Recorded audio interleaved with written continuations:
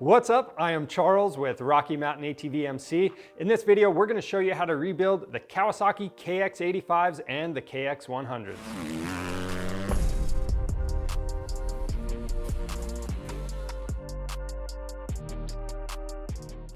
To keep these bikes running good, they do need some maintenance from time to time. Now, Kawasaki recommends replacing these pistons every 12.5 hours of use or every 5 races, but I know a lot of you are not going to be replacing that piston that often. So another way to keep track of this is do a compression test while you're doing your routine maintenance. And when you start noticing the compression coming down, you know you've got some wear in there and your piston will need to be replaced. Now, your usable range for compression is 119 PSI to 185 PSI on these bikes.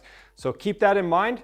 And whether you're rebuilding a KX85 or a KX100, we're gonna show you how to do that. Now, the year range for that is 2001 and newer on the 85s, and then 1998 and newer on the KX100. So with all that being said, let's jump into it.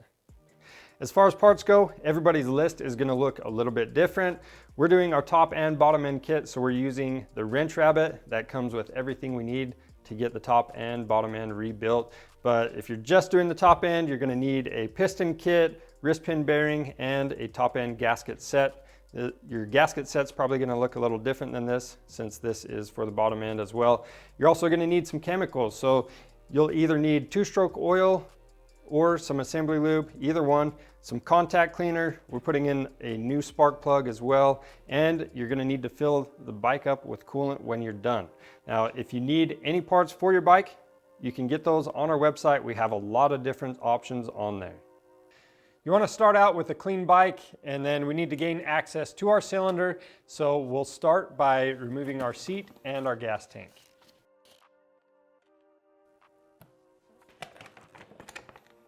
I want to make sure we don't get any dirt down into the fuel line, so I'm using a vacuum cap to plug that up with. After that, you want to remove your pipe and silencer.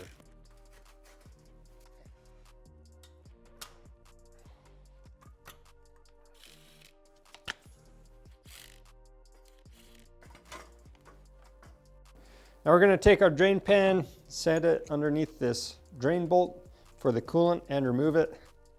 And once you have that removed, loosen up your radiator cap and drain your coolant. Now, the awesome thing about coolant is there's always more somewhere in the system. So on the side of the cylinder, we have a drain bolt. So we're gonna remove that as well. And there's a little crush washer on the end of this. Make sure you keep track of that, or even better, use a new one when you go back together with this. Once the coolant's drained out, we're gonna clean those sealing surfaces and reinstall the drain plugs. We are using new crush washers.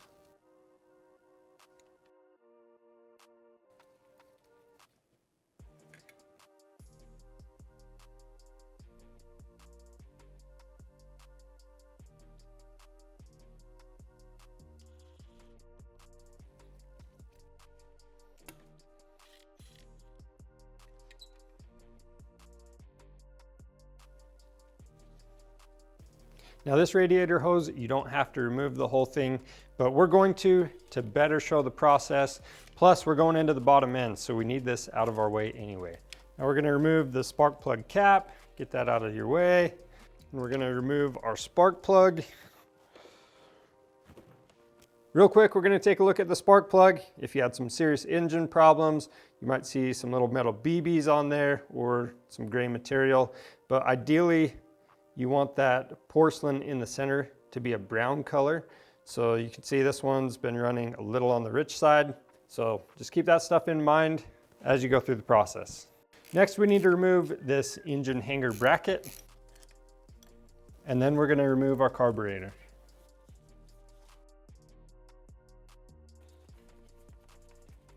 To help get the carburetor out, we're gonna remove the slide from the top. We've loosened our hose clamps, and then we can pull the carburetor out the side. Just keep in mind that the carb still has all that gas in there, so you might want to drain it out before you set it on your bench. After that, I'm going to remove the reed cage.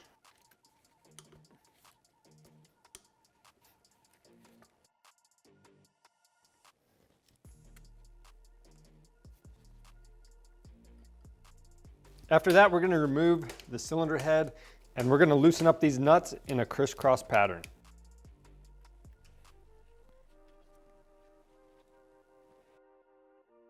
Now, if your cylinder head's stuck on, you can use a dead blow hammer to lightly tap on the sides. This head gasket's kind of stuck on there, so I just use the pick in the center of the gasket away from the sealing surface to help pull it up. Next, we'll remove this power valve linkage cover. So to disconnect the linkage, we just have this E-clip on here. Make sure you don't lose that when you pop it off, but you can use a flat blade screwdriver to do that. We're just gonna use that 10mm open end on the linkage and pop it off. Now we're gonna pull that rubber boot down and out of the way. And then we have the 4 cylinder base nuts. We're gonna loosen those up again in a crisscross pattern and remove that cylinder.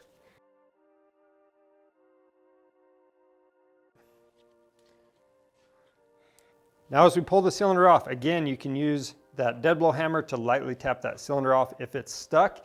And then one other thing I like to do is, instead of having the piston at top dead center, I like to move it down to its lowest point, and that gives us a little more room when we take the cylinder off. Again, there's always more coolant. Now we're going to remove the base gasket. I'm going to move the piston to its highest point. You can see this piston definitely has quite a bit of wear on it. We're going to put this rag around the connecting rod. And that way, when we remove those circlips, we don't drop them into the bottom end. Now to get the circlip out, I'm just using a pick right in that groove. We'll work this all the way around. You can also use some small needle nose pliers to help get that circlip out. So to get that wrist pin out, you can check to see if it's loose first. I'm just gonna press on it with the T-handle. So we can't press it out easy, and we don't want to be hammering on that connecting rod. So we are going to use a piston pin puller to pull that wrist pin. For this particular piston, we're actually going to have to remove the circlip on the other side of our piston as well, because this collet is not thin enough to clear that circlip. So we'll go ahead and get that removed. Now that we have the circlip out, we're going to install the tool and remove the wrist pin. We'll go ahead and remove the piston and our needle bearing. At this point, we need to start cleaning up our parts and inspecting them. Before we go too far, I want to inspect this connecting rod, because that determines if we need to go into the bottom end or not. First thing I'm going to do, I've got this needle bearing for the small end of the connecting rod and the wrist pin. I'm going to slide that into place. So already I can tell something isn't right with this. That bearing feels super rough, so we definitely need to get it replaced. You can pull straight up and down, and if you feel play in that small end, what you can do to verify that is use a snap gauge. You can measure this in your X and Y directions. You know, if top to bottom is different from side to side, you know this is out of round and the connecting rod needs to be replaced. The other thing you're looking for is if there's any deep grooving or pitting in here. Again, it would need to be replaced. Now the next thing we want to pay attention to with the connecting rod is the big end, and you want to make sure there's absolutely zero up and down play on there. So if I pull straight up and down on this, you might be able to see that. This is actually moving up and down. We do feel some play in there. You can also see that this crankshaft has gotten pretty hot down there at some point in time. And if I look in between that big end, I can see that bearing's been worn down. So we know the crank needs to be replaced. Now, if you didn't feel any up and down play in the connecting rod, you can use a feeler gauge to measure your side clearance between the big end connecting rod and the crank web. And that's going to give you an indicator of how much wear has actually happened in there. So the standard is 0.35 to 0.45 millimeters, and the service limit is 0.7 millimeters. So if you're at or above 0.7 millimeters, you definitely need to get in there and get your crank either rebuilt or replaced. Now we're going to disassemble our power valve assembly and get it all cleaned up. So we'll remove both of these screws, remove the cover, got that O-ring in there. So with that cover off, if you have the newer KX85 or KX100, Your valve's gonna look just a little bit different. You might have 2 bolts on the side you need to remove, as well as the center one. But for us, we're just gonna take out this one in the middle. This is a number 3 Allen. So with that bolt out, I'm gonna go ahead and remove this shaft. And that seal actually pulled out with it. And we can remove this arm. We're gonna wanna make sure we get all that carbon cleaned off that, as well as these other pieces. Now to get all this carbon cleaned off, we're just gonna use a little bit of carbon remover and let it soak on these parts for a minute. And while you're letting that stuff soak into the parts, you can clean up the sealing surfaces on both sides of the cylinder with a gasket scraper. If these studs are corroded, you can get those cleaned up as well. You might have to use a wire brush and a thread chaser on these.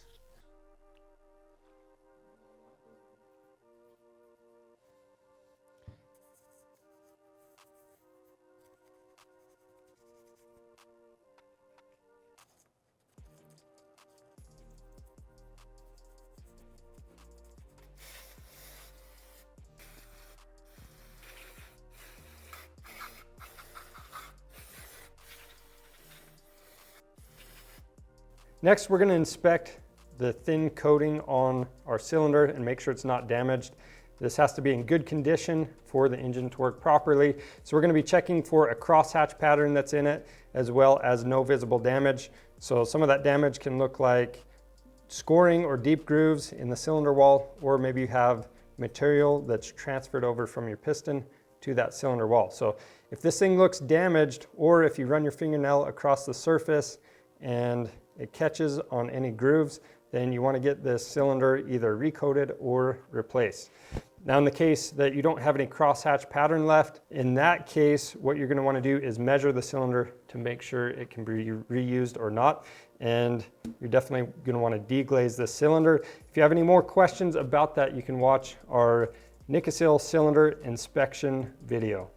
Now you can see with our cylinder, we do have some marks down in there, and we also have some aluminum that transferred to the cylinder wall. We're gonna try to clean that up. So we're gonna use some muriatic acid, and we're gonna follow all of the safety precautions when we do that. Once that's done, we'll run a ball hone through there and see if it cleans up.